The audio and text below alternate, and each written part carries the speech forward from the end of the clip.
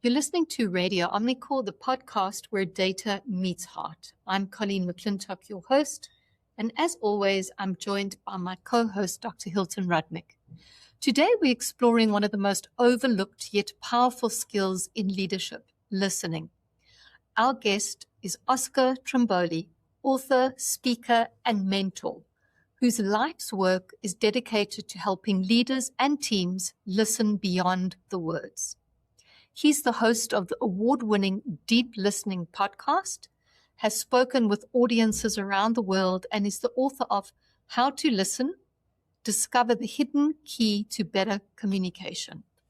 This episode is a little different. Instead of shaping the questions ourselves, we started by listening first, inviting our community to share what they had most wanted to know about listening in the workplace and in life. Together, we'll explore how to listen when emotions run high, when interruption can deepen understanding, and how leaders can model present listening in their teams. And now, here's our conversation with Oscar.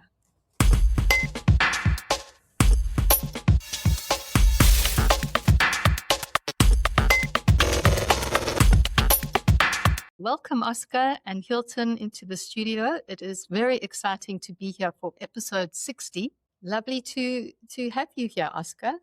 Looking forward to listening to your questions. Great. And hi, Hilton. Hi everyone. Excited to be interrogating Oscar.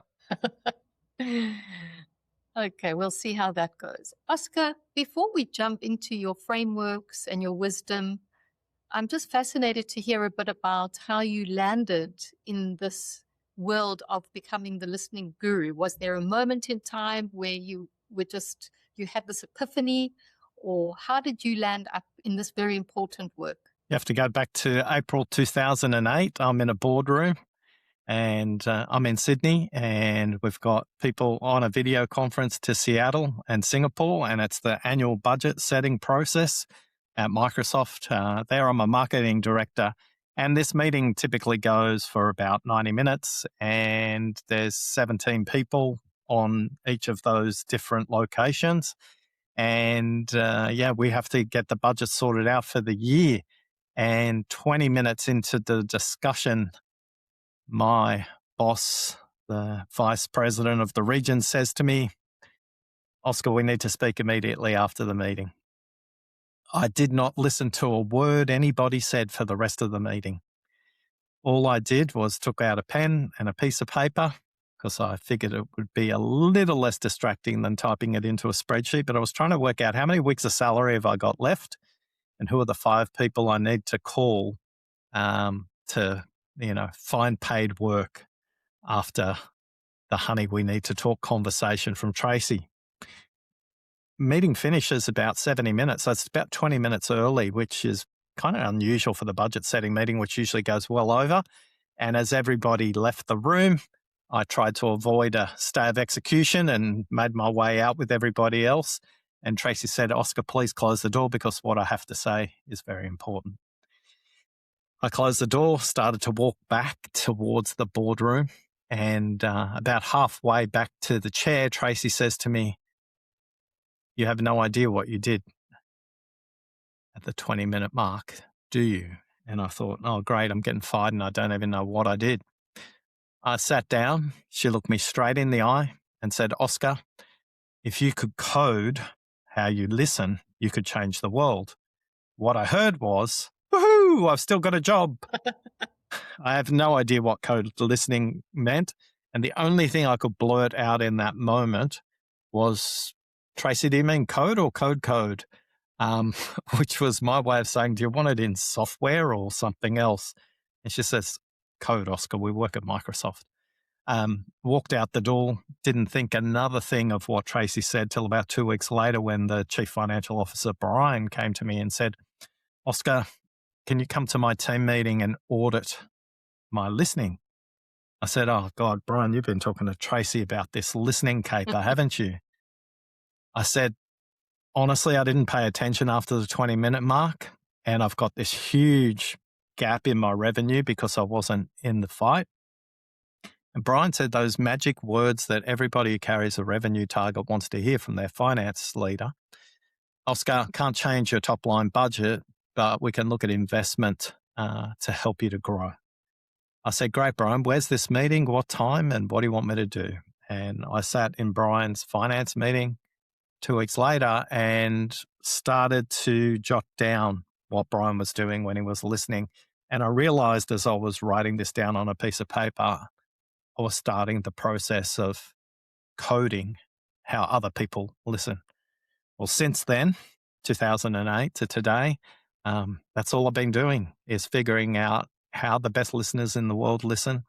We've done deep dive interviews with judges, journalists, hostage negotiators. We've got a database of 35,000 people who've told us what gets in their way when it comes to listening, got jigsaw puzzles and books and all kinds of artifacts to help people improve their listening in the workplace. So, from a moment where I thought I'd get fired, I guess if you're a leader out there, what you say and what they hear may be two completely different things, unless you get the opportunity to clarify, which Tracy did. Thank you, Tracy, for allowing that to happen.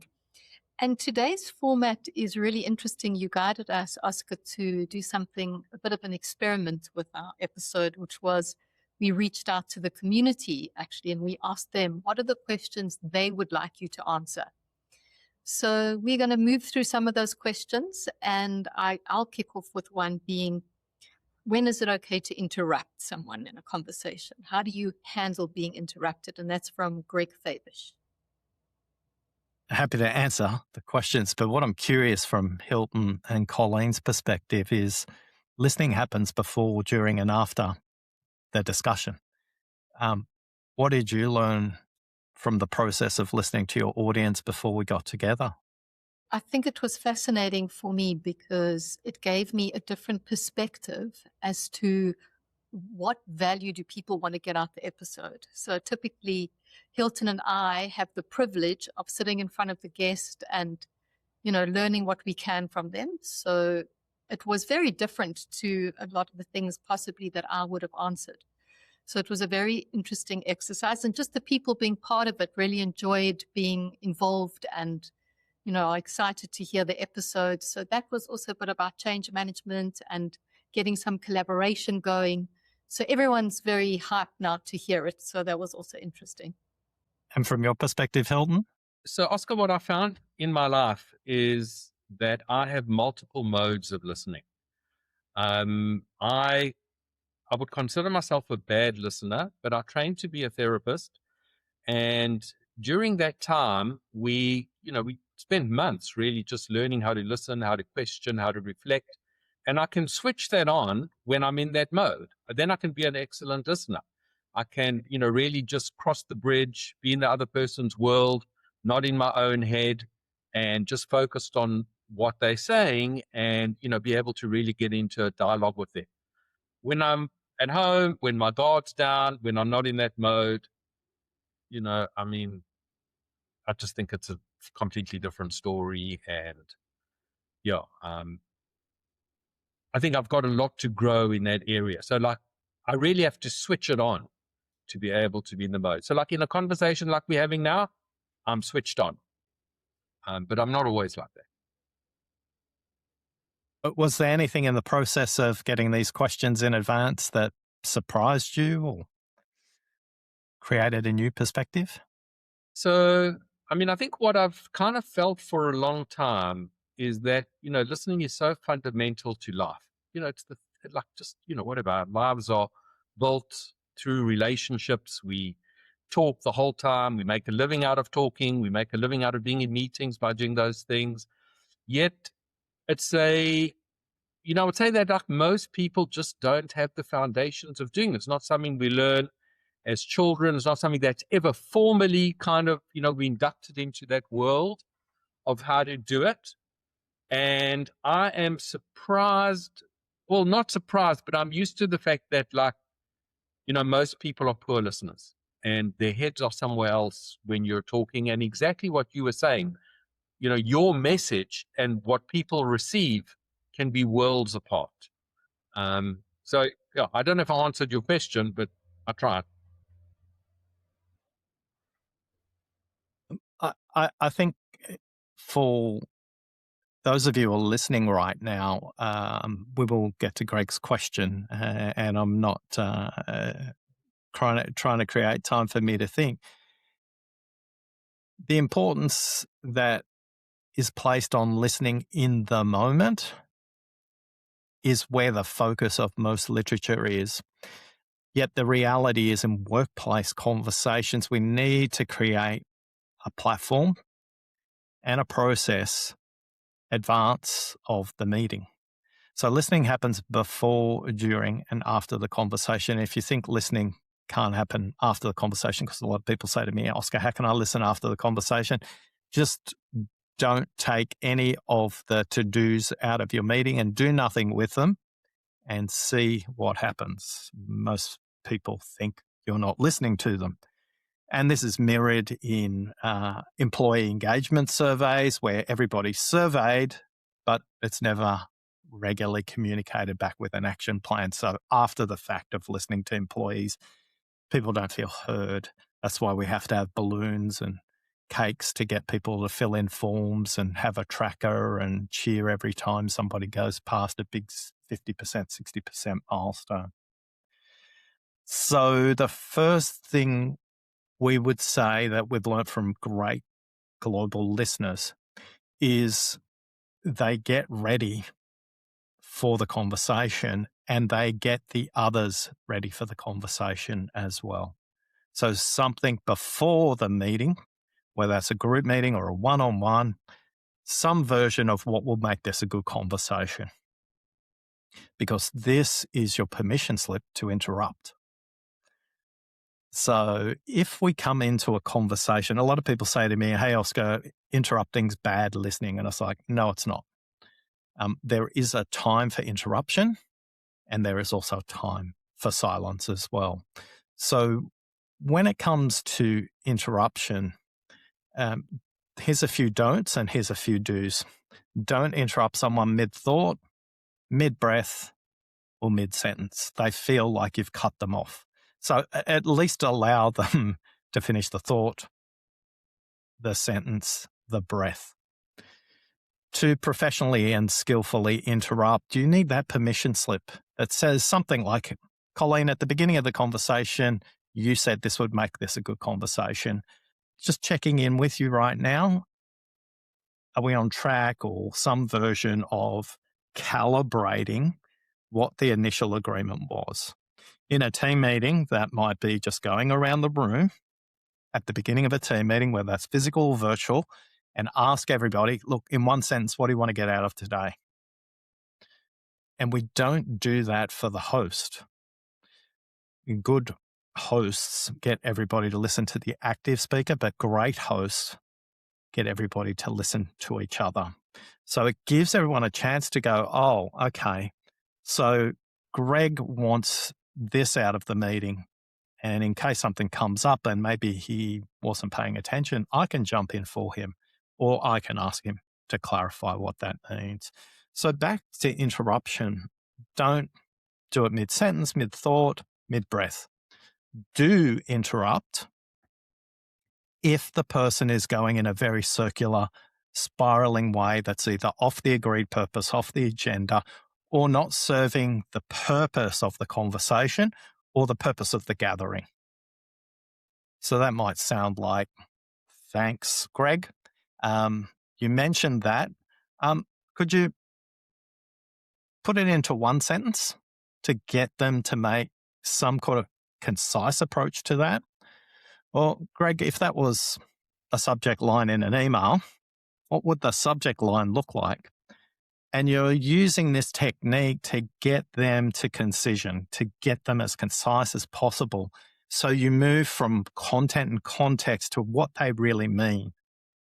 And once they can explore their own meaning, they might even come to their own insight. They'll use words like, yeah, actually what I should have said was, or what I meant to say was. So they'll give you all these code words ahead of time. And I can see Hilton nodding. You've heard those code words by the sounds of it, Hilton.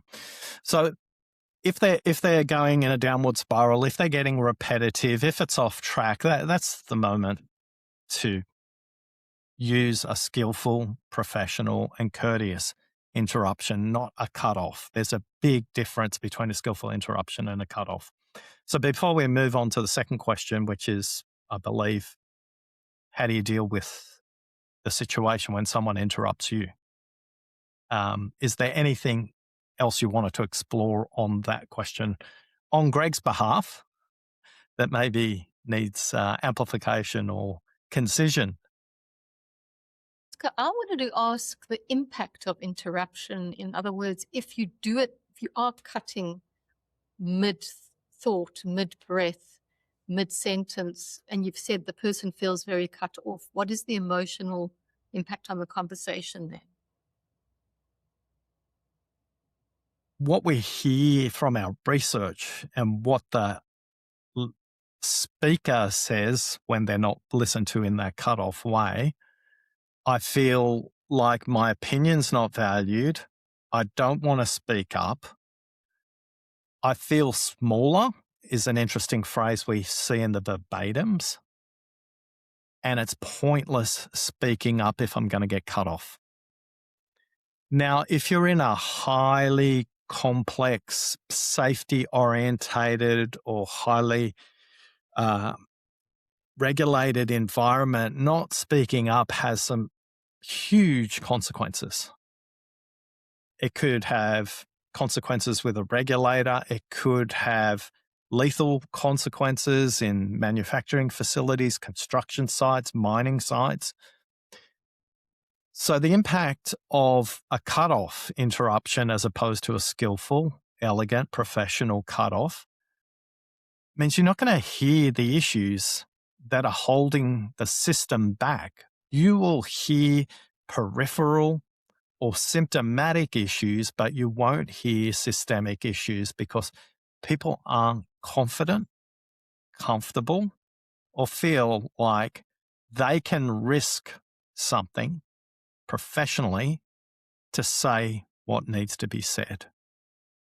The commercial implications of that, projects that run over schedule, projects that run over budget, poor quality outcomes, customer leakage, meaning customers go to competitors, employees that leave and go to other organizations. So be careful. Interruption that's a cutoff done repetitively and in a pattern will basically stifle what you hear from the organization. So Oscar, I mean, I think in some way you're talking about the art of conversation, and it's a very sophisticated give and take between people. And like, I know I'm drawn to concise speakers, to people who can just in a nutshell say what they want to say, but I'm a rambler. I can, say the same thing several times, and it irritates me when other people are doing it.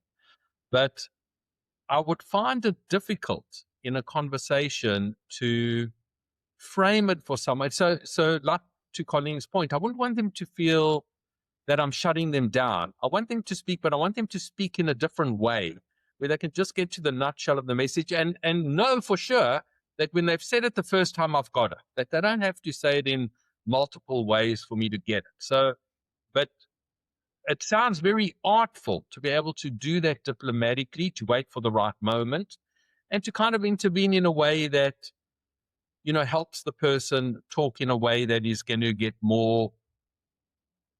better throughput in the conversation, a better dialogue rather than a lecture or whatever might be going on.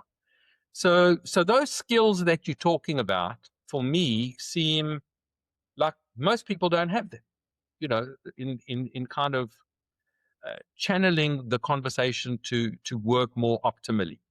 Do you find that you have to train people to do that, or just by planting the seed like you're doing, that people can just do it? I think where we make the biggest impact when we train people here, Hilton, is knowing these three numbers. So we've talked a little bit about art. Now let's talk a lot more about science. When people know these three numbers, it's the thing that people comment most back. When you get this insight, it shifts your perspective on the how of listening versus the what of listening. So the how would be, any kind of conversation that you're saying, rambling frustrates you. Well, let's explain why. Humans on average can speak between 125 to 150 words a minute. I typically speak towards 100 to 125, slightly slower and deliberately so to emphasize a point, but we'll get back to that shortly. So if you're selling real estate or at a cattle yard auctioneer or calling a horse race, you can speak at 200 words per minute and it's fine. You can hear me at 200 words per minute because you turn your YouTube on and your audio books, and you can still have complete comprehension. If the context is similar to what you're used to, the language is similar to what you're used to as well. If jargon's involved, maybe you've got to dial it back a bit. That's from the listener's perspective, though. Here's what's going on for the speaker. The speaker, on average, has 900 words per minute in their head. They can only say 125 to 150 on average. So that means the first thing they say is 14% of what they think. Said another way, they haven't said 86% of what they're thinking. That's the average. The range is between 600 and 1,600 words per minute. So some people are way off the scale thinking at 1,600 words per minute. So that number is down to 3% of what they're thinking is coming out of their mouth. And they tend to be the ramblers, by the way. Now, once you know this, you may set up your mindset in a slightly different way to think about the use of silence, the use of much shorter questions. So on average, questions of 8 words or more are difficult for adults to comprehend. So shortening your questions will have a bigger impact for the person you're in dialogue with. So Hilton, the reason why some people ramble is that may be the very first time they say it. And they've been thinking about it like a clothes washing machine that's dirty and it's sudsy and it's agitated and it's just going around, but they're not making any progress until the rinse cycle, which is them speaking. But when they speak the first time, it's a ramble. We can pick up patterns pretty quickly. We can pick it up from email. We can pick it up from the initial discussion. People either tend to talk in stories or data. Big picture, detail. The people who spend their time in detail probably better at concision. The people who are at data are probably more specific. The people who are big picture and storytellers, they're probably the people you mentioned earlier, Ron, about rambling. And therefore, I would encourage you to feel comfortable and confident that goes, hey, if I'm anticipating one of these people, grab that permission slip early on in the conversation. What will make this a good conversation? Not what do you want to get out of it, because they'll tell you every conversation is a speaker and a listener, and those positions change and they're simultaneous. And in group meetings, that's even worse. So you've got 6 people thinking at 900 words per minute, watching the meeting going on, trying to figure out what they say. So as a mathematical puzzle, it's quite complex. I want everyone to feel comfortable in using a muscle around interruption that's going to advance the conversation, not just your point of view or not just your outcome, but the outcome of the group of you or the 2 people in dialogue together.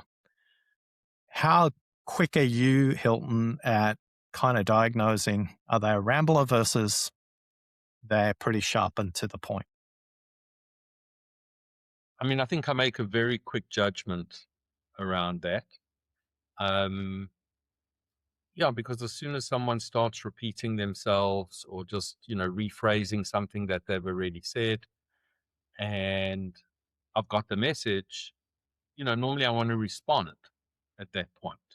And they're still, going on about the same thing. So yeah, I think I make a quick judgment, maybe too quick, around whether someone is a rambler. And for you, Colleen, have you got a heuristic that you use to kind of calibrate how you're going to be in dialogue with someone based on their communication preference? I don't think I get as triggered or impatient when people are talking. So probably go more with the flow, but referring back to your conversations in teams and in meetings, that's when I do find I love your idea of the permission slip and contracting up front, because facilitating the conversation so that it's done in time and everyone's had an opportunity to speak. I find myself wanting to wrap things up because of that. Yeah. And when we did these deep dive interviews with these world-class listeners, whether they're judges, journalists, or hostage negotiators, or air traffic controllers, that what set them apart from people in our database was, on average, they spend not a lot of time, but they actually spend a little bit of time in dialogue at the beginning about the how, not just the what. So the agenda is the what, how are we going to discuss it? So a simple thing in team meetings, so we're going to hear from everybody, or we only going to hear from subject matter experts? Has the group agreed that protocol or not? Because the first discussion should be that. Or decision-making in a group of 6, there's an even number as an example. How do we make decisions? Is it majority plus 1? Is the leader of the team get an overriding vote? Discussing how you're going to make a decision, discussing how you're going to have the conversation requires about 5% of the time up front to make it very productive. If you don't, what happens is people don't contribute, people have meetings after the meetings, people come back the following meeting with deliverables that weren't agreed or weren't the same as what everybody else said. And there's a massive productivity impact, which impacts profitability and timelines and quality for the organization that they're part of. So spending a small bit of time. If you're a leader who's starting off with a new team, maybe you've been promoted, maybe you've been transferred, maybe you're just joining the organization, I would strongly encourage you to think about, how does the team have the conversation? And the same is true in the one-on-ones with the team that you're leading. Think about how this could be a good use of their time, how could it be good use of your time, and how could it be good use of the organization's time, and just discuss that. Back to Tracy, way back, I think this was 2005, Tracy had this big intergalactic job, very difficult, managing a team of over 1,000, and I got promoted into a team, and I simply said when I started, Tracy, what's the best way to communicate with you? She goes, don't send me email. I won't action it on that day. I'll look at my email at the end of the day. If you need to talk to me or communicate or require a decision, send me a text. Now, I rarely use that, but we had the conversation about that. So did I get frustrated that I sent a message on email that she didn't reply to? No, because we'd already discussed that. But too many of us don't have the opportunity to do that, or choose consciously not to do that as well. That liberated me, because then I went back to my team and I said, this is the way I prefer to be communicated with. These were the ways my team interacted with me. And that made my day much simpler, because people on my direct team knew how to communicate with me. If you're listening right now, how well does your team, or how well does your leader know how to communicate with you? Have you had an explicit and overt conversation about it? If you have, great. How are you going? Sustaining that? That'd be an interesting question too. Well, I think that's a bit of a segue into the question that I have. So Oscar, Hilton and I have got some of the questions we're each going to be asking you. And this question is from Amelia Fox, and she asks, how do I as a leader help my team build listening skills? What can I do to help build those skills in my team and continue to support growth and reinforcement in that area? Yeah. Well, one of the things that I would encourage you to do is do what Tracy did. What I did in that team meeting, I did in many other environments, but it was Tracy who noticed it. Tracy who took the time. It was literally 3 minutes at the end of the meeting, not a lot of time, to help me know the impact of what I did at the 20-minute mark. Are you taking the time to celebrate great listening? And are you taking the time to help team members when they're not listening? Unfortunately, you're already teaching your team how to listen because you're role modeling listening to them. So Hilton mentioned earlier on, we're not trained as children on how to listen. We're not, sorry, he said formally trained. Sorry, Hilton, don't want to verbal you there. And this is true. As children, we learnt to listen from our parents' example, our aunties and uncles and our grandparents and those around us that we looked up to. So don't underestimate the role modeling you do as a leader when it comes to listening. One of the simplest things to do, again, is in team meetings, is to notice who hasn't spoken. And sometimes when we rush, because we've got a 15-minute section on this agenda and we really want to get through it and we've got a decision, but 3 out of the 6 people haven't even spoken on this decision. Have you really got a decision? Or have you got 3 hostages and 3 people who've agreed to move forward? Take that little bit of extra time to hear from others. Once you start to do that, you'll notice that when the baton moves on, your team will start to say that. You will have been successful as a listening leader when your team members say, we haven't heard from Colleen yet. We haven't heard from Pam yet. We haven't heard from Brian yet. We haven't heard from Keegan yet. They know it's a preferred behavior when you start to do it as a leader. It raises an interesting tension for me, Oscar. Whenever people join our company, I make the point of saying, you have an important voice in this company. We don't have a hierarchy here. We're interested in everybody. Use your voice and, feel free to critique, to do anything. And it offends me when people come into meetings and are just quiet for the whole meeting. I kind of have a view that, like, if you're going to come to a meeting and be silent the whole meeting, you shouldn't have come to the meeting. We've invited you here because your opinion counts. So, of course, it's the job of the facilitator to, be able to draw in the quiet voices. But isn't there equal responsibility on everyone in the meeting to use their agency and contribute and understand that they're invited there because they count? And, where do you stop kind of nannying people to draw them into the conversation and hoping people will just use their own kind of impetus to contribute constructively?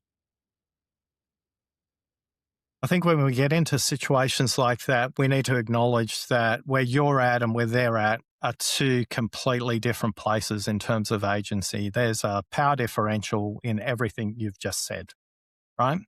You're the boss man, I'm new. That mightn't mean anything for you, but if you're in a context where you're not the boss man and there's a power differential there, you may choose to speak up, you may not. That's okay, that's you. One of the things I would say is if you're noticing that as a pattern is maybe it's a better conversation had with that person before the meeting as a one-on-one and just notice it and just ask them, last couple of meetings, we've discussed topic A, topic B, and topic C. I'm curious if you have a perspective on that. As opposed to, hey, at the last meeting we discussed topic A, topic B, and topic C. You didn't speak up. Why not? We expect everyone to speak up here. Why aren't you speaking up? That's the same conversation, 2 very different ways. I think some people get more comfort and courage when they're asked for their opinion in smaller environments to allow them to build up at that. But, hey, I got told when I was at Microsoft, it takes a year for you to understand the complexity of the system we're in. but you have a unique perspective as an outsider to shine a light on places where we have blind spots, where we have barriers because we've been operating in this approach. And I think one of the things I would encourage again is also some people don't like group recognition. Hey, it's great you spoke up in the group. They may feel, well, as opposed to, hey, I noticed in the last meeting you made a great point. Did you notice everybody stopped and listened? Because you may not speak often, but when you do, people really pay attention. I hope you will continue to do that, or some version of that. So again, I think notice and encourage people, not necessarily in this stage of the team meeting, but how could you do that before or after the meeting to provide them with some breadcrumbs to go, did you notice when Pam spoke up today, we actually changed our approach? That's the value of speaking up. So I'm not sure any of that's useful to you, Hilton. I'm curious if there is. Well, I think in the subtext, you're saying, use your empathy when you're encouraging people to be part of the conversation rather than critical. And, that'll go further. You want to do it with a deep sense of understanding the power differentials, you're saying, people's inhibitions, and, encouraging them from a place of compassion, not just criticism. So I definitely take that away.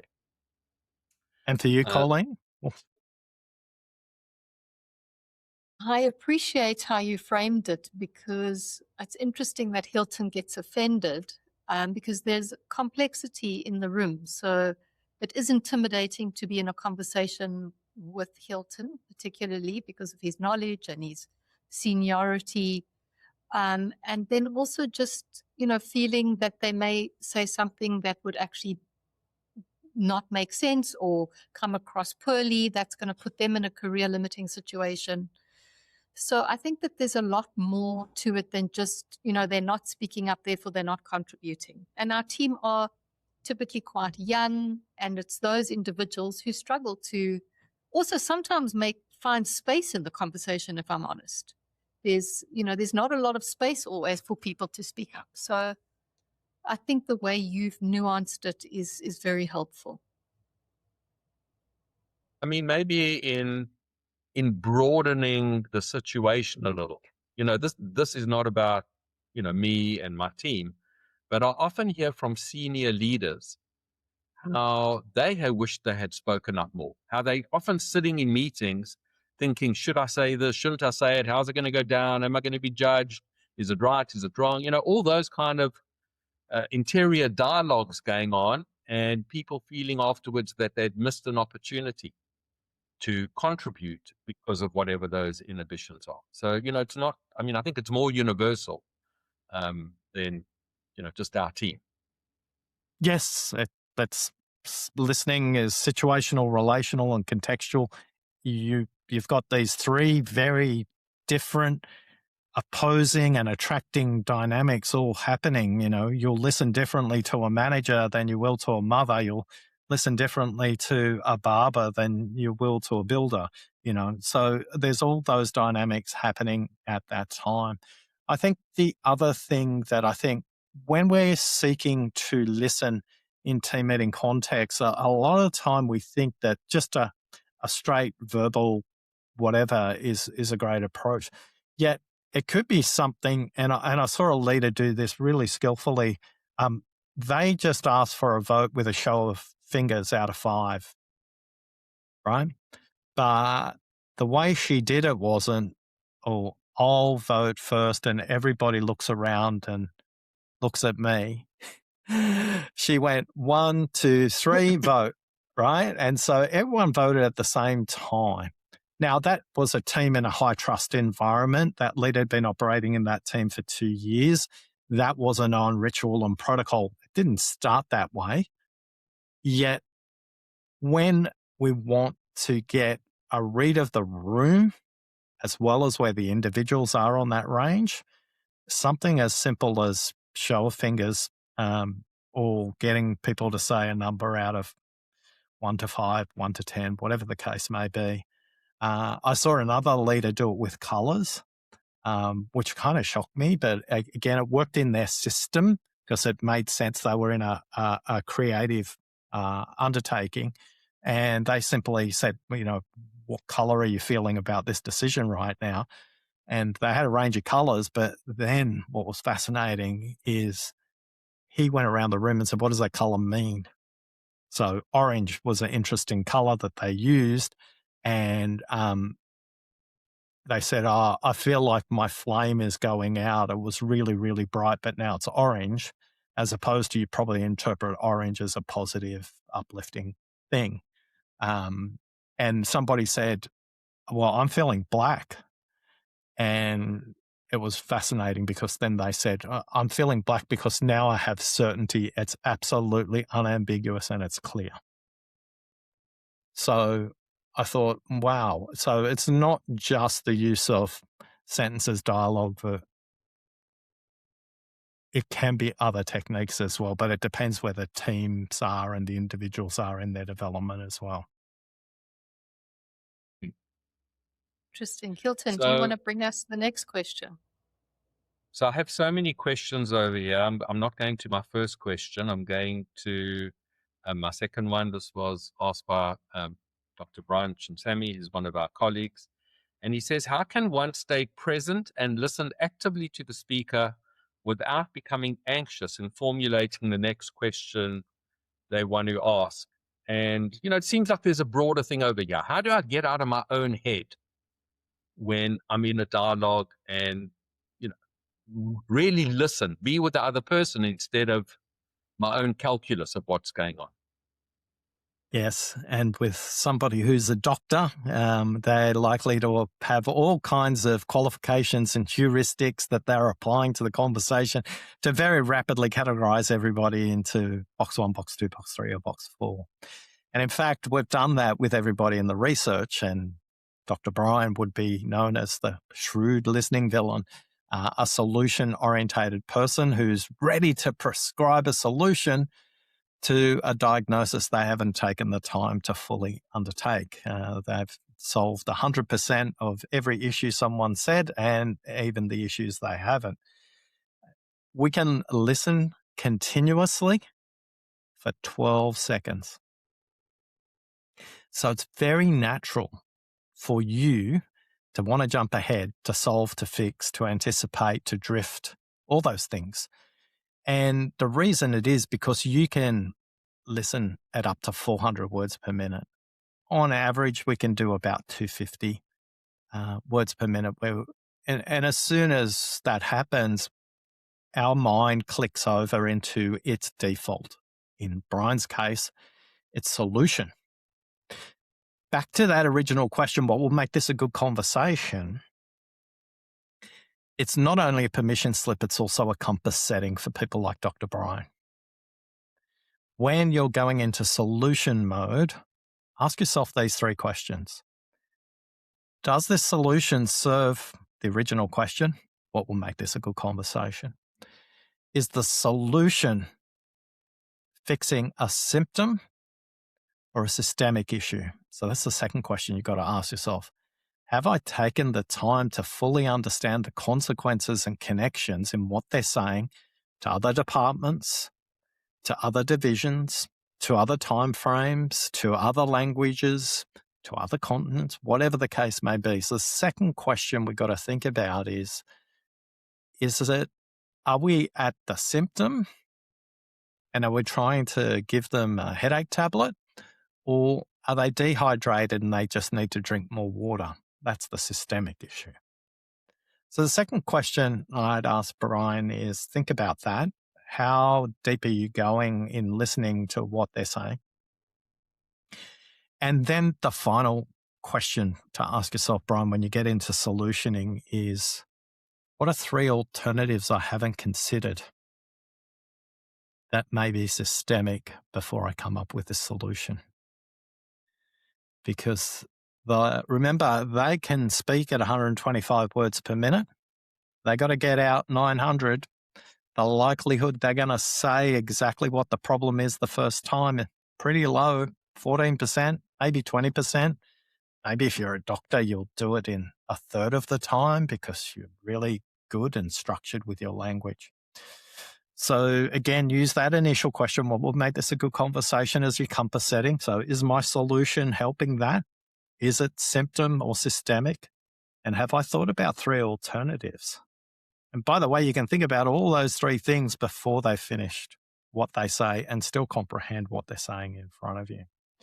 So there are some gymnastics you need to do, but the point I want to make is it's normal to move into solution mode. It's one of the 4 default behaviors when it comes to listening because we speak much slower than we can listen. Yeah, so maybe following on from that, I mean, I read into Brian's issue. Something about is there training you can do where you can be more fully present with what the other person is saying rather than, getting stuck into your own thoughts? So, I heard you say about the kind of you can listen for 12 seconds. Is there a way of, broadening that, just, getting better at it? One of the simple techniques we talk about on our training courses is use your gaze in the triangle that's formed by the eyes to the mouth and try and keep your gaze there. But more importantly, when you see yourself drifting off or into the solutioning default or into the interrupting default, a simple technique you can use is like, what color eyes have they got? Because that's going to move yourself out of your head, out of your dialogue with yourself.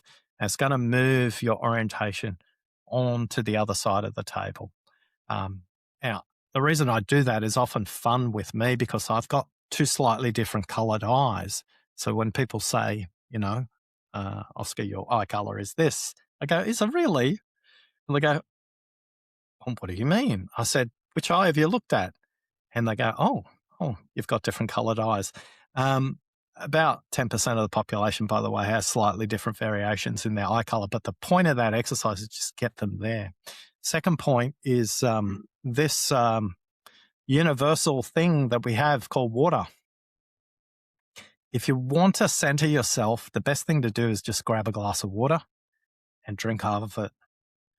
It sends a signal to the parasympathetic nervous system to relax, to slow down, to settle down. And then the third thing to do is to simply start to notice your breathing. And just take one slightly longer breath. And more importantly, you need to inhale through your nose, not your mouth. And that will slow you down. The parasympathetic nervous system will send a great signal back to your brain to say, everything's okay. Nobody's trying to kill you. Relax. And all of a sudden, you'll be able to recenter back into the conversation. So water, breathing, and noticing something external in the face of the other person are 3 techniques we teach to get people out of their heads. Thank you. Well, that actually was the question that Silly Chatia asked exactly, which was, how do I stay present when listening? So thank you for answering Silly's question. I'll give her a bonus tip then. Okay, a bonus tip for Silly.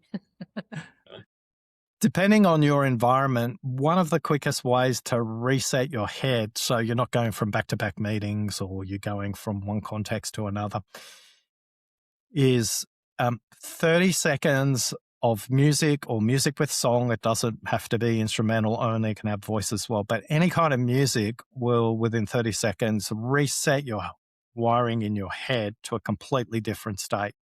So, for example, in the book, we talk about this, that, there's effectively 3 different tempos in music. And for me, I use the different tempo in music as a setup for me. Slower tempo music, typically do when I'm working in one-on-one context, slightly upbeat context, Groove Armada. Easy is the song I use, if anybody knows them. It's a UK band, but it's light, it's breezy, it's fun. It's slightly faster than the instrumental song. And then the final one, if I've got to bring a lot of energy to the conversation, where I've got to bring the room with me, speaking on stage, for example, I'll use a song from a rapper called Fort Minor, remember the name, and that's at 180 beats per minute. And that very quickly, for me, I listen to the full songs. So, for example, Groove Armada is the energy I thought was appropriate to our conversation today. So at 10 minutes to, that's what I put on my headphones and I listen to that. And that resets me from the day to get present to what's in front of me as well. You can't do that for every meeting, but for meetings that matter, the meetings that have consequence, I would say to her, don't forget music. Thank you. Hilton? So an interesting question from another one of our associates, Pam Ziman. She says, and she talks about silence inside of conversations. How do we know when silence is serving the conversation versus when it's time to speak? So, I think she's talking about more intimate conversations. And, how do you sit often in silence? People want to break the silence. It's not comfortable to be in silence. And, how do you see that being used in conversations? Yeah, well, it's interesting because in the West, we have only negative language to apply to silence, the pregnant pause, the difficult silence. We have all these negative connotations to it in higher context cultures in Japan, for example, in the Inuit cultures of North America, in the indigenous cultures of the part of the world I'm in the Maori cultures and the Polynesian cultures. Silence, it's a sign of wisdom, respect, and authority. And many of their tribal gatherings start with silence rather than a welcome to bring everyone to presence. So silence has many qualities. I think in the West, one of the things we consistently do is go, oh, silence is bad and I'm busting to speak and I've got to get in here. And do we know another way? Is another way possible? So a couple of simple frameworks around silence is think about silence as a way to help everyone present to explore those 900 words. Silent and listen have the same letters. They're just moved around a little bit. So there's a little clue in there. But to the specific question about is silence serving or is silence intimidating? So I've seen in in board meetings, particularly with the clients I work with, when executives come in, a person posing a question may strategically use silence before they complete their sentence. To that person, that may be incredibly intimidating. We need to be careful with our use of silence. So silence done well is in service. So I would say back to those initial compass settings, Pam, is silence serving where the conversation is at now? Is silence serving the agreed place of where the whole conversation needs to go?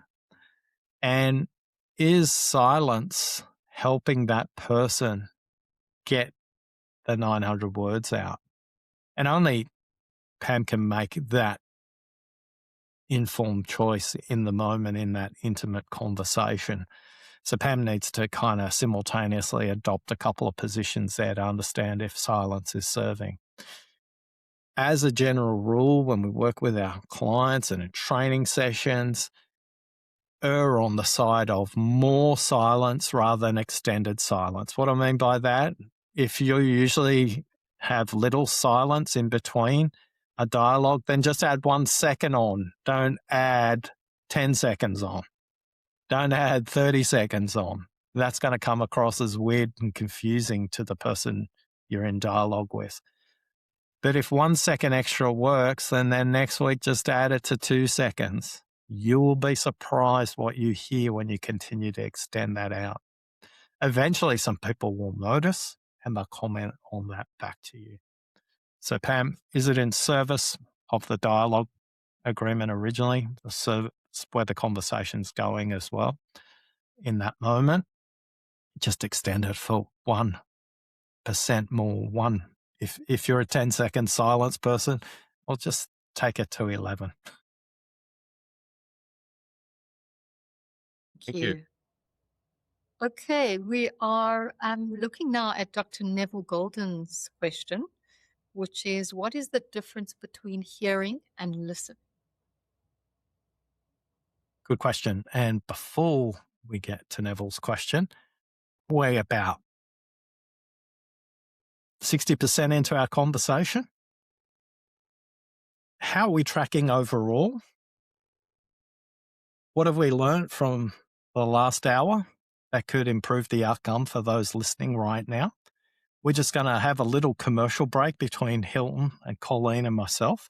This is a technique I use with the leaders I work with as a way, well, I'll tell you what its purpose is once we conclude the conversation. So we'll go Colleen first and Hilton second. We've covered a lot of ground already. How can we use the remaining time to be really effective for those who are listening? And what do you recommend I need to change in the way I communicate with you or with them? Oscar, I think we're on track. I feel that the questions we're asking are clear. We're not making a lot of duplication in what we're speaking about, so it's very engaging. And I think the way you're communicating is also just on point, giving us lots of examples and practical ways that we can improve. I guess to use the best, the last part of our time is maybe to try to get the last few questions in, so maybe to just be mindful of the time. But so far, the thing that's contributed, you mentioned what's contributed, what am I taking away, is just the pace has slowed down a lot, which is actually very helpful. I'm just much more aware of how you've, taken the conversation to a much calmer place, and I'm enjoying that pace a lot. Hilton. Yeah. I think you've definitely helped me do some deep thinking about listening and, really just understanding the complexity of it. And yeah, I agree with Colleen. I think you've helped create a good cadence around the conversation, and it's got a nice rhythmic appeal, and it sounds like it's very carefully, it's done with intention. Often people speak so fast that you're not sure how they formulate it. It's like they're running ahead of themselves, and it feels like everything's very carefully considered in the way that you said. Now, a lot of that is your experience. You're not saying these things for the first time, but it definitely brings a good measure to it. So I'm enjoying the pace of it, and what I've learned is it's a good thing to slow down conversations and get them into a rhythm of comfort for the people around you. And that, really serves, I think, the way the conversation flows. So, yeah, that's been a good learning for me.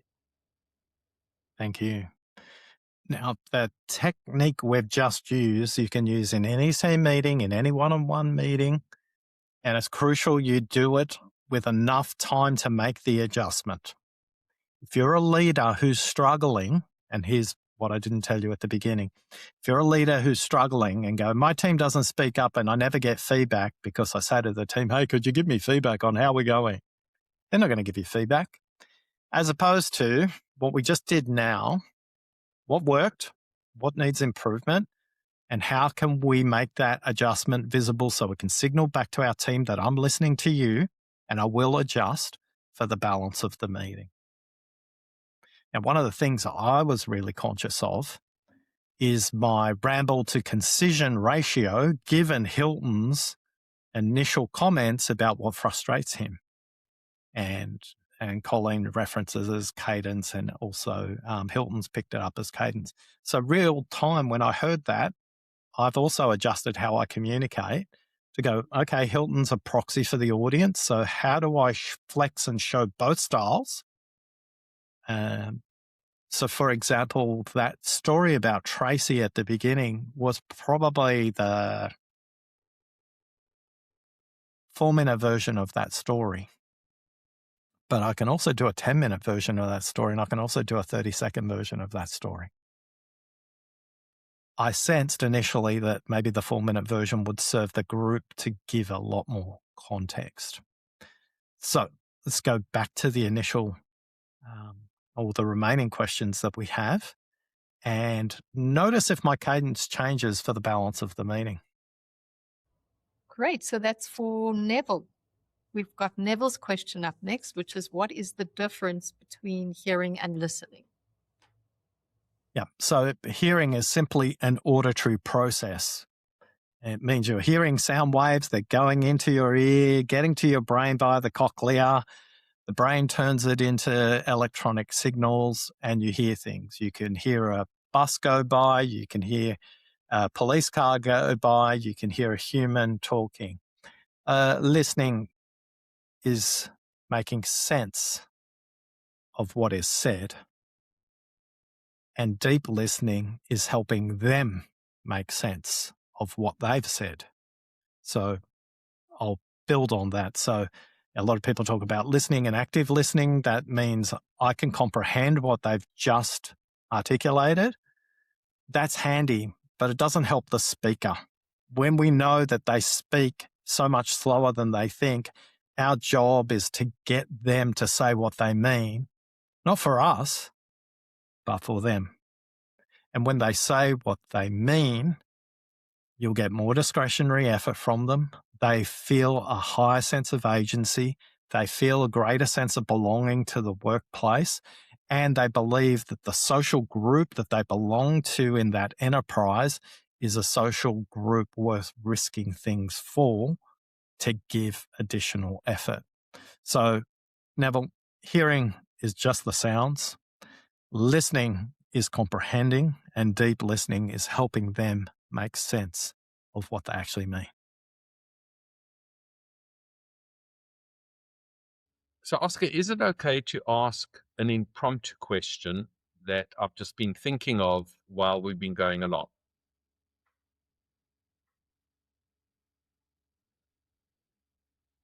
Is the question in service of the audience?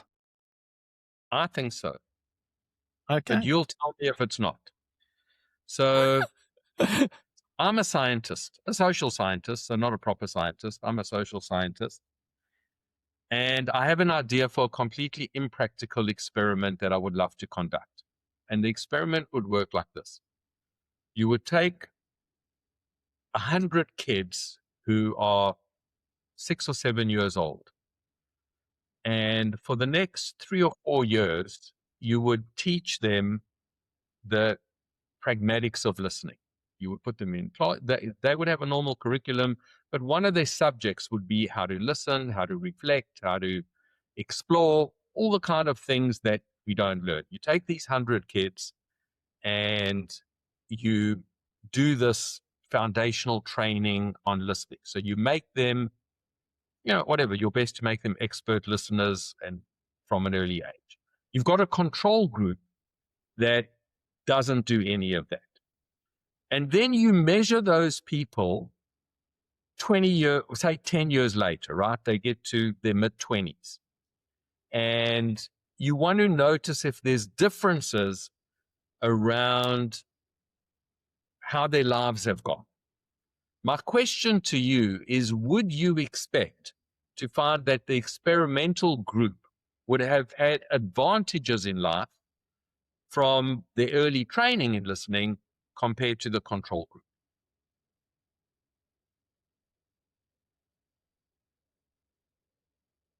This is complete speculation on my part. Yes, sure. I think anybody at that age group that gets any extra training, be that in coding software, be that in poetry, be that in swimming, they will have life experiences that are very different to the control group. Whether they're advantageous or not, I would struggle to kind of say there's a correlation there.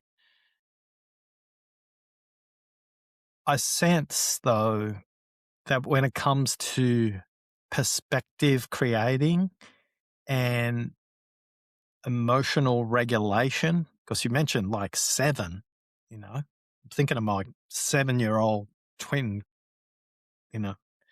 grandson and granddaughter. I don't try that social experiment on them because I'm too busy listening to my wife saying, "You're not listening to me,"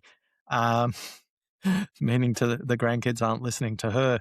But I speculate any additional investment will create perspectives and opportunities that the control group may not necessarily have. Yeah. So, I mean, essentially we're saying, does the life skill of being an excellent listener give you an advantage in life? Well, when I think about the judges and the journalists and the air traffic controllers and all the people we've done deep dive interviews with, for them, it absolutely create very, very different experiences in life. Whether they're advantageous or not, I'm not sure I'm the right person to judge there. But this is a question, earlier on I talked about symptoms versus systems. I should and could stop all my work and just concentrate on the educational system because there is limited training on listening. But the most conservative system in the world is the education system. Mm-hmm. And it would take me the best part of 2 decades to create the conditions of the experiments that you've talked about, because I've been approached by educational institutions in Ireland, in Japan, in New Zealand, in France, all wanting to embed this into their system. And I said, look, the way the pedagogy works and the way the evidence needs, and all I say to them is, I would rather work with your teachers and have the impact through them than trying to get that systemic impact happening, because literally I don't have enough time on the earth to do the other thing. What I have done, though, is there's a special interest group in our deep listening ambassador community where I've joined all those people up from Japan and from Ireland and from France and from New Zealand together, who are educators who have taken the 5 levels of listening and simplified them for students. So it's not a controlled experiment. It's very much a practitioner's approach from their point of view. Students who listen better probably answer the question they're reading better in exams than students who don't, would be my final, very pragmatic thing to say about listening and students.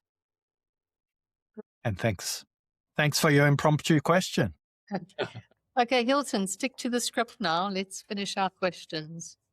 We have been told.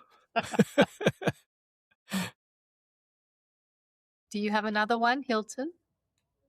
I have one from my daughter, Atara.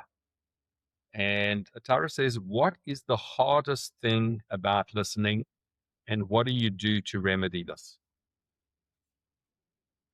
Yeah.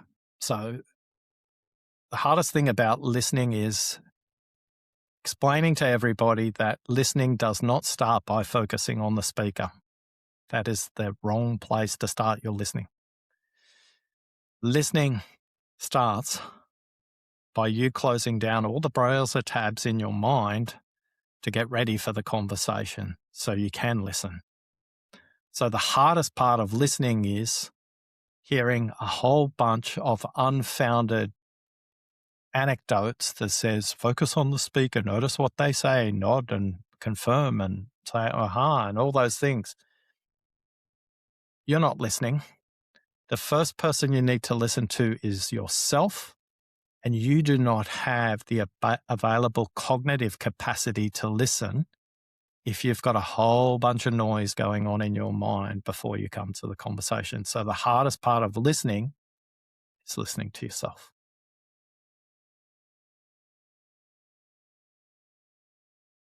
Okay. Oscar, how are we doing for time? Are you comfortable for the last? I've got 2 more questions. Are you comfortable with that? Yeah. Yeah. I've got Okay. lots of time set aside. Okay. So this question comes from Tyra Shea, who works in our team. Her question is, as the OD team, we're often quick to jump to helping or solving a client's problem. What are some listening tips that would help us avoid solutioning too early? And how do we catch ourselves in the moment and reset back to true listening?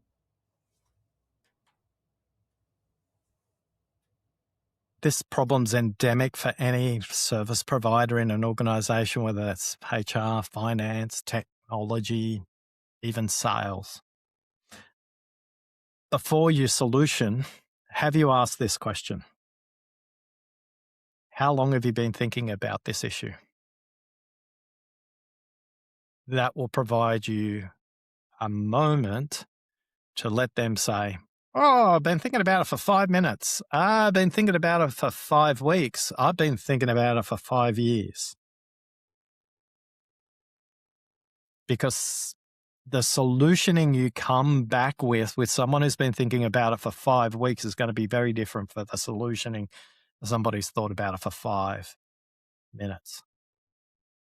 So the first question I would encourage all those support functions to do when somebody comes to them with a problem is, how long has this been an issue, or how long have you been thinking about this issue? That will allow you to calibrate really, really quickly.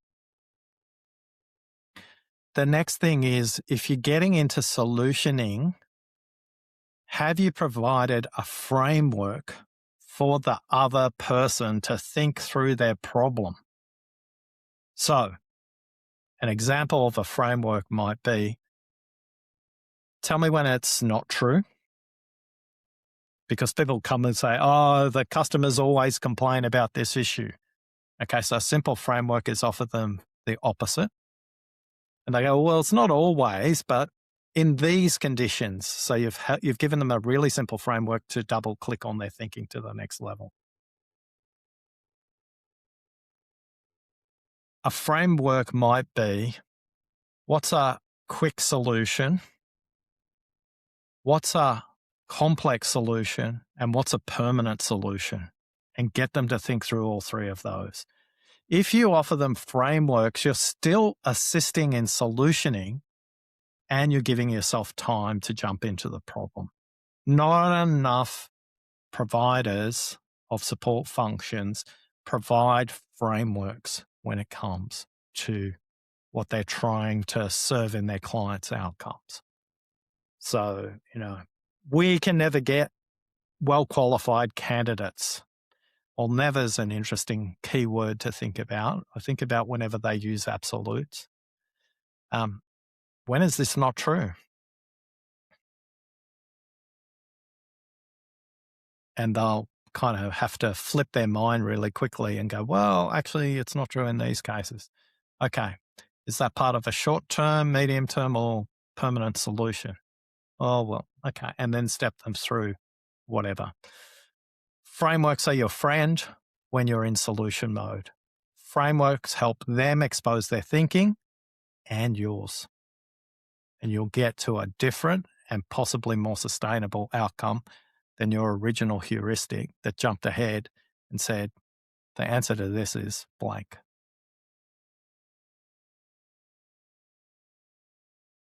Thank you. Oscar, my last 2 questions I'm going to put into one. So the one was, how do cultural differences affect our listening? And then the other question was similar. We listen through individual filters shaped by our backgrounds, history, and education. What are some of the methods we can use, especially during conflict, to listen beyond those filters? So again, I will go back to the conversation compass at the beginning. No matter what my cultural background is, no matter what my language background is, getting them to enunciate what will make this a good conversation is crucial. I was working with somebody who was had 3 languages, and we were having a conversation in their non-preferred language, which was English, and I asked a question, and I could see they were struggling, and I said, say it in Hebrew, because that was their home language. And they looked at me completely confused. I said, please. And they said it in Hebrew, and you could see the shift immediately in their thinking. And I've done the same with people in Spanish and in French, and it's very universally consistent, because straight away they went from Hebrew into English and said, in English, this means, but they couldn't say it the first time.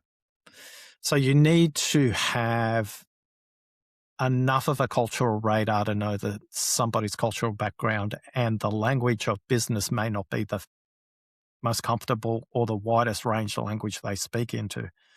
It's okay to get them to say it in their home language, as an example. Why am I doing that? I don't care what they say. I'm trying to help them listen to how they're thinking. And they're thinking in their home language, or they're thinking in their home culture. So a version of that would be, how would this work in the Philippines? Because it was in a context of Singapore, and they were from the Philippines. And they said, well, in the Philippines, and they went on and explained it. And I go, great. And I stopped, and they said, we don't have to do it exactly the same way they do it in Singapore, do we? I said, well, that's up to you. Which bit are you going to take from the Philippines and which bit are you going to take from Singapore? So I think that also requires you to have a very clear understanding of your culture, of your lenses, of your biases, because in that moment when I was working with a person with a home language, for example, in Spanish, they were struggling with a very significant conflict at work. And they were struggling to say what they felt, and they were struggling to say what they mean. And when I said, just say it in Spanish because I won't understand it, you could see this weight lifted off them, their energy and their body shape changed completely. And away we went. And they must have spoken in Spanish for about 6 minutes. But you could feel the venom eventually go out of the conversation. And they said, oh, I feel so much better now I've said it. I said, where does this need to go to now with that person? And they said, I now have the courage to say it in English. I said, okay, great. Anything else? And they went, no, we can cut this meeting short. So a 1 hour meeting was 20 minutes. So done well, listening across cultural contexts can shorten things rather than lengthen them as well. Well, I suppose culture could, in some way get in the way if you're in a conversation with someone from a culture where contradicting authority is seen as taboo, and you want to have an open dialogue, you bump heads with their whole history of being more restrained in that situation. Yeah, you need to know your culture first to go, in my culture, that's okay. Is it okay in their culture? And a lot of the times we need to make the implicit explicit in those dialogue. So again, working with someone who was in a EMEA HQ out of Brussels, they were very frustrated with the lack of, this might sound familiar, Hilton. Whenever I'm engaging with the people in Asia, I never hear anything. They never contribute. It's only the Australians that speak up, right? The Japanese, the Koreans, the Filipinos, they don't speak up. Occasionally an Indian might speak up. I simply said to them, okay. And they were Dutch. You won't be surprised because the Dutch are famous for being direct and very specific. And I said, how much of that culture do you understand? And it's ironic that some of the deepest work historically across cultures has been done by a Dutchman, Hofstadter. And I said, have you taken the time to build relationships? Because they're high context cultures. What do I need to build a relationship for? I just need answers. I said, well, how's that going for you right now? And all of a sudden he went, He says, does that mean I have to go to Japan? Does that mean I have to go to Korea? I said, I don't know. What's it worth to you? I said, maybe start simple. Maybe send them a postcard, something tangible to show them. And he said, I will send them a postcard of my family and I skiing. It's like, okay. Just that one little thing, all of a sudden started to peel the onion and build a relationship that he'd never considered before. So, there's a big cost in our global society where people have their own filters on, and it's incumbent on people who've worked across cultures successfully to help put different mirrors in front of them so they realize there's maybe a different way. Right.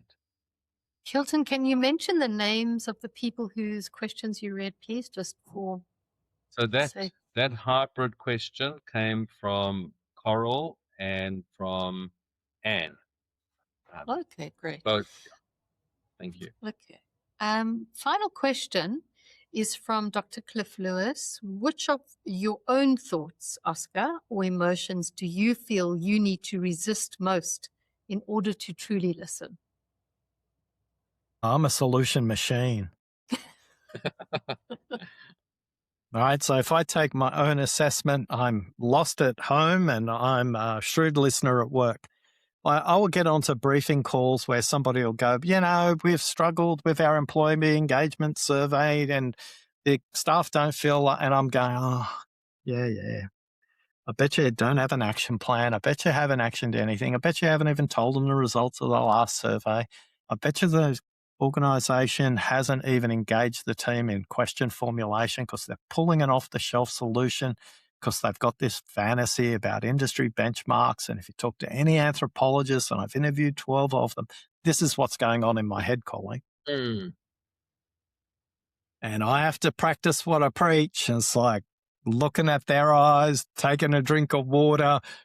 Oscar, have you got a framework to help them think through this? Because the framework is going to be your friend here. And but I'm human.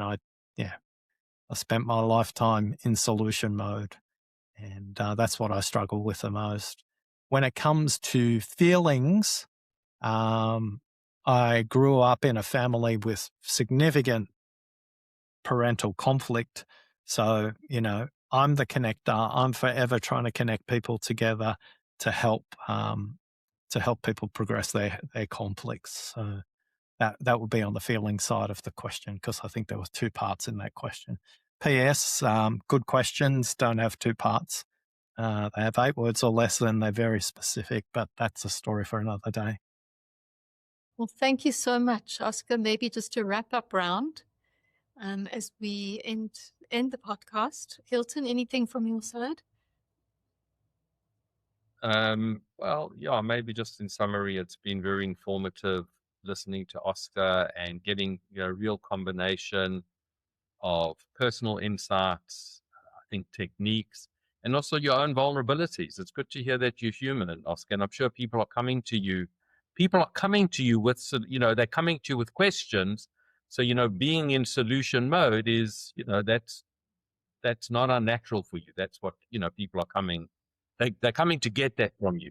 And you have to slow it down and let them do the work of finding solutions that are meaningful for them, which is, I think, your art of listening. Yeah, and I think the ironic thing was, with the Deep Listening Ambassador community, we're on a quest for 100 million deep listeners in the workplace. And about 10 years ago, a good friend, Dan, said to me, hey, Oscar, you realize you can't listen your way to 100 million deep listeners. You're going to have to become a very good speaker. You're going to have to write books. You're going to have to get really good at many to one, because one-on-one, you're awesome, but you suck at bigger scale. And for you to be successful, you're going to have to get really uncomfortable and get good at speaking. You're going to have really good data and really good stories. you're going to have to be able to tell the 30-second version of it and the 3-minute version of it. Mm. So, what's one thing that you may have changed your mind on, Hilton, when it comes to listening? What's one thing that I changed my mind on? I think I've changed my mind on the idea that, the way that I was trained in listening, which was a very therapeutic, reflective way, is not the only way. I mean, I think, you use frameworks a lot for the way that you conduct your listening workshops. And I don't have those kind of handholds. I have like my own formula of reflective listening. And so I've learned that I've really got to broaden my skills in that area. Okay. Well, if there's anything I can do to help add some tools in your kit bag, let me know. I keep saying to people, too many people think listening at work is therapy and you are completely unqualified to practice. And so much malpractice takes place in the workplace because they think it looks like somebody sitting on a couch, and they listen for too long. They use too much silence, and there are a lot of the people we're trying to help along. Colleen, what about for you? What's different in your thinking compared to when we started? There's so many things that I've learned. I think the thing that sits with me quite deeply is what you said about allowing people to hear themselves, so that it's not just about me listening, but it's around finding ways for them to hear themselves, and especially around language. I thought that discussion where the individual just spoke in Spanish was just incredible. So, but many, many things, Oscar. Thank you so much. I leave very different than when I started the conversation with you. Well, thanks for listening. Thank you. Great. What a powerful reminder that listening isn't passive. It's an intentional act that transforms how we connect, lead, and collaborate. A huge thank you to Oscar Trimboli for sharing his wisdom, and to our Omnicor community for the thoughtful questions that shaped this episode. If you enjoyed this episode, please share it with someone who values meaningful conversation, and follow the Omnicor podcasts for more insights and explore the people inside of business. I'm Colleen McClintock with Hilton Rudnick. Thanks for joining us, and remember, keep listening deeply.